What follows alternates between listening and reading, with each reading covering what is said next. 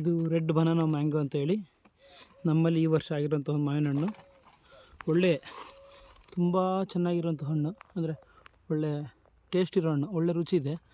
ಅದರೊಟ್ಟಿಗೆ ಇದ್ರದ್ದು ಅಂದರೆ ಇದ್ರದ್ದು ಹೊರಟೆ ಒಳಗಿಂದ ಬೀಜ ಏನಿರುತ್ತಲ್ಲ, ಹೊರಟೆ ಅಥವಾ ನಾವು ವಾಟೆ ಅಂತೀವಿ, ತುಂಬ ತಿಳು ಅಂದರೆ ಒಂದು ನ್ಯೂಸ್ ಪೇಪರ್ನಷ್ಟು ಮಾತ್ರ ಇರುತ್ತೆ. ಅದು ತುಂಬ ಚೆನ್ನಾಗಿರೋ ಹಣ್ಣು.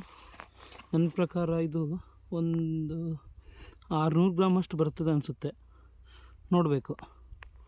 ರೆಡ್ ಬನಾನಾ ಮ್ಯಾಂಗೋ ಅಂತೇಳಿ ಇದು ವಿದೇಶದ್ದು, ಇದು ಮಲೇಷಿಯನ್ ವೆರೈಟಿ ಅನಿಸುತ್ತೆ.